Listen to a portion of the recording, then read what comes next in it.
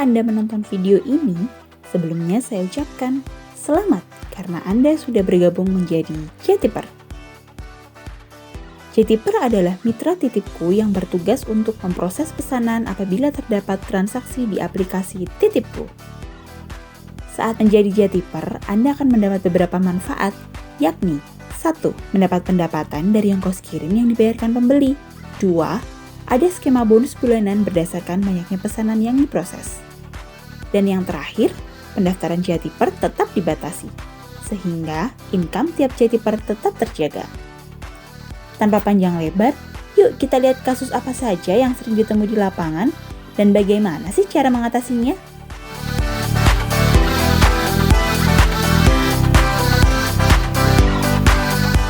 Harga produk di pasar selalu berubah-ubah, dan terkadang bisa jauh lebih mahal atau lebih murah daripada harga yang tertera di aplikasi.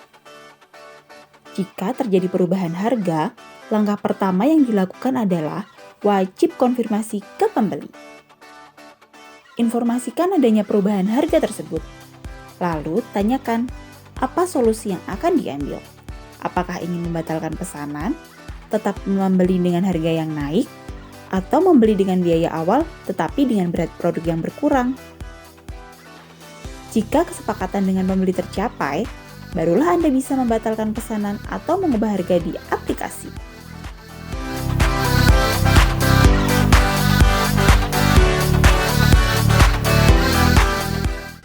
Kadang, di pasar juga produknya kosong atau hanya tersisa produk yang kondisinya tidak segar.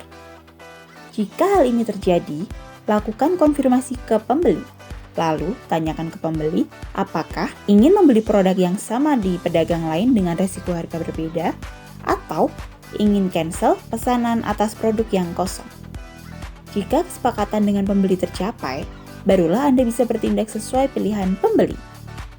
Pastikan juga Anda memberitahu pembeli kalau uang produk yang di-cancel akan kembali ke saldo uang tip di aplikasi.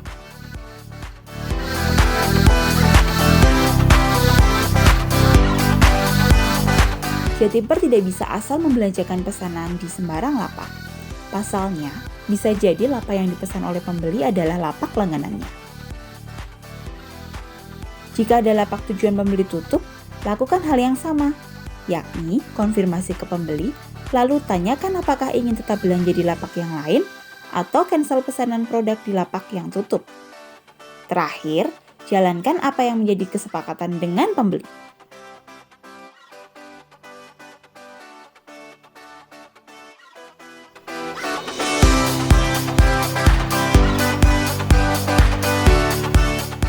Pembeli yang menambah pesanan secara mendadak sering terjadi, maka dari itu perlu diantisipasi. Berikut tips yang bisa membantu Anda dalam mengatasi kondisi ini. Yang pertama, selalu membawa uang lebih untuk berbelanja. Tak perlu banyak-banyak, secukupnya saja. Selanjutnya, dengan halus memberitahu ke pembeli kalau modal belanjanya tidak cukup untuk membeli produk tambahan. Jangan lupa, konfirmasikan juga kepada pembeli bagaimana cara membayar kekurangan biayanya. Bisa secara cash atau transfer ke rekening titipku.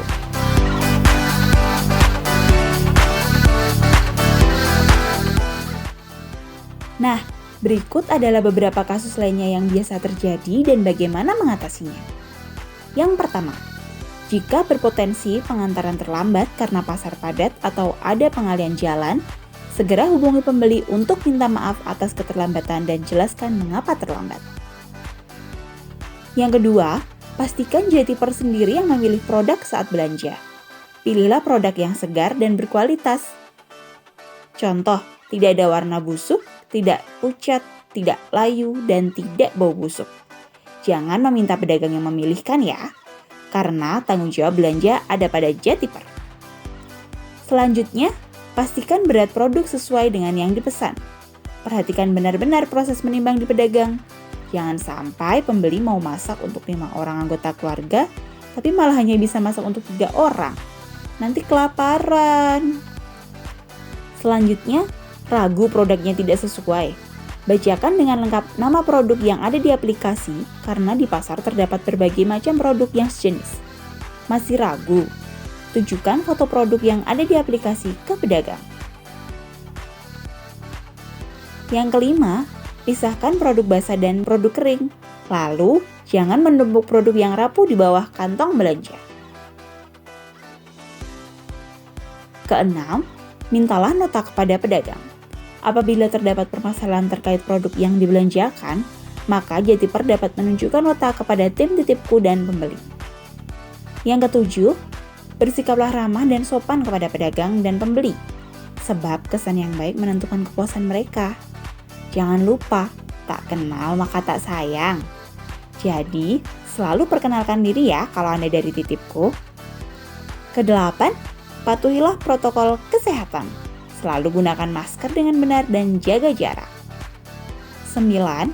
Patuhilah juga rambu-rambu lalu lintas saat mengantarkan pesanan. Ingat, Anda menggunakan atribut perusahaan. Jadi, kredibilitas perusahaan juga bisa dinilai orang dari perilaku di jalan raya.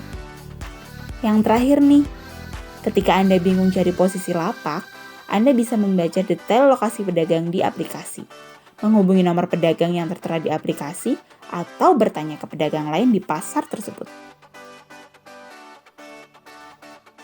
Nah, itulah beberapa kasus yang sering ditemui Jatiper dan bagaimana tips mengatasinya.